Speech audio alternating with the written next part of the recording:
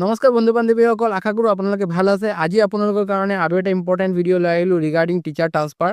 তো আজি আমাৰ শিক্ষামন্ত্ৰী মহোদয়ে টিচাৰৰ ট্ৰান্সফাৰৰ কাৰণে পৰ্টেল মুকলি কৰি দিছে। তাত যিমান ট্ৰান্সফাৰ ছিকিং টিচাৰ আছে চবে এপ্লাই কৰিব পাৰিব, বাট তাত এপ্লাই কৰিব গ'লে মানে কিছুমান টাৰ্মছ এণ্ড কণ্ডিশ্যন দিছে। তো এই টাৰ্মছ এণ্ড কণ্ডিশ্যন কেইটা আপোনালোকে মই জানে চবে, বাট তথাপিও ইয়াত এই ভিডিঅ'ত আমি এইটো আলোচনা কৰিম।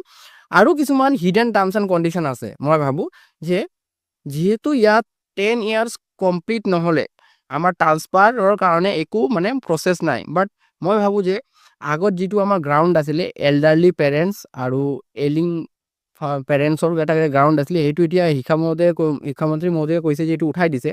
বাট মই ভাবোঁ যে মানে তাত কিছুমান প্ৰচেছ আছে, সেইটো প্ৰচেছ যদি আমি যদি আকৌ আগবাঢ়ি যাওঁ, তাত গৈ আমি আমাৰ শিক্ষামন্ত্ৰী মহোদয়ৰ লগত ডিছকাছ কৰোঁ, তাত আমি কিবা না কিবা এটা মানে সলিউশ্যন ওলাব পাৰোঁ। তো সেইটো বিষয়ত মই ডিছকাছ কৰিম ভিডিঅ'টো লেটাৰ পাৰ্টত। বাট এতিয়া কি টাৰ্মছ এণ্ড কণ্ডিশ্যনত এতিয়া আমি ছিংগল ট্ৰান্সফাৰ আৰু মিউচুৱেল ট্ৰান্সফাৰ পাব পাৰোঁ, ভিডিঅ'টো চাই লওঁ, আৰু ভিডিঅ'টো চাই আপোনালোকে বহুত কিবা কিবি বুজিব পাৰিব। ঠিক আছে, তো বলক আগত আমি চাই লওঁ ভিডিঅ'টো। পুনৰ মুকলি হ'ল শিক্ষক বদলীকৰণৰ পৰ্টেল। কাইলৈৰ পৰা আবেদন কৰিব পাৰিব শিক্ষকে। আবেদনৰ অন্তিম সময়সীমা 30 এপ্ৰিল ধাৰ্য কৰা হৈছে। গ্ৰীষ্ম বন্ধত সম্পূৰ্ণ কৰা হ'ব শিক্ষক বদলীকৰণ প্ৰক্ৰিয়া। 10 বছৰ হোৱা শিক্ষকক দিয়া হ'ব অগ্ৰাধিকাৰ। দিব্যাংগ শিক্ষকৰ 2 বছৰ হ'লেই লাভ কৰিব এই অগ্ৰাধিকাৰ। জটিল ৰোগত আক্ৰান্ত শিক্ষকৰো হ'ব বদলীকৰণ। সংবাদমেলযোগে একথা জনাইছে শিক্ষামন্ত্ৰী ডঃ ৰণোজ পেগুৱে। শিক্ষয়িত্ৰীয়ে 10 বছৰ সম্পূৰ্ণ কৰিছে, তেনে শিক্ষয়িত্ৰীয়ে অগ্ৰাধিকাৰ ভিত্তিত বদলি হ'ব পাৰিব।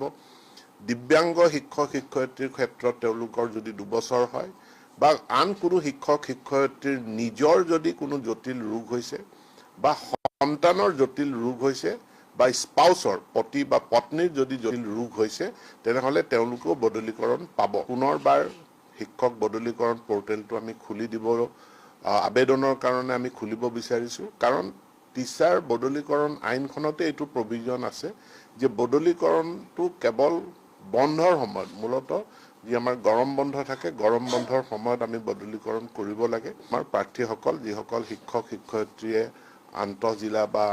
আন্তঃজিলা বদলীকৰণ বিচাৰে, তেওঁলোকে আবেদন কৰিব পাৰি। তো এইটো ভিডিঅ'ৰ পৰা আমি এইটো বুজিব পাৰিছোঁ যে মানে ছিংগল ট্ৰান্সফাৰ পাবৰ কাৰণে বহুত কেইটা গ্ৰাউণ্ড দিছে আৰু বহুত কেইটা ৰুলছ এণ্ড ৰেগুলেশ্যন দিছে। কিমানজনে এইকেইটা rules and regulation ground fulfil কৰিব পাৰিব সেইটো ঠিক নাই, বাট যিটো ৰুলছ এণ্ড ৰেগুলেশ্যন দিছে, SOP দিছে, এইটো আৰু অলপ ফ্লেক্সিবল হ'ব লাগিছিলে। বিকজ চবৰ ক্ৰিটিকেল গ্ৰাউণ্ডত পাবলগীয়া মানে গ্ৰাউণ্ড নাথাকে।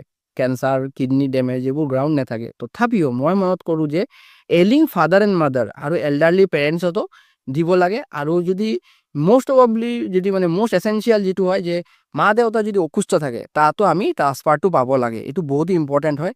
যি নহওক আমি ৱেইট কৰিব লাগিব আৰু আমি ফাইট কৰিব লাগিব এইটোৰ এগেইনষ্টত। 5 ইয়াৰ্ছ কমপ্লিট হ'লেও ট্ৰান্সফাৰ দিব লাগে, 3 ইয়াৰ্ছ কমপ্লিট হ'লেও মিনিমাম ট্ৰান্সফাৰ দি দিব লাগে। 3 and 5 ইয়াৰ্ছ কমপ্লিট হ'লে ট্ৰান্সফাৰটো দিব লাগে, ছিংগল ট্ৰান্সফাৰ। তেওঁলোকে ট্ৰান্সফাৰ এটা বহুত ইম্পৰ্টেণ্ট হয় ফেমিলিটো ভালদৰে চলাই ল'বৰ কাৰণে আৰু ফেমিলিৰ প্ৰব্লেমটো মানে কম কৰিবৰ কাৰণে, সমাপ্ত কৰিবৰ কাৰণে।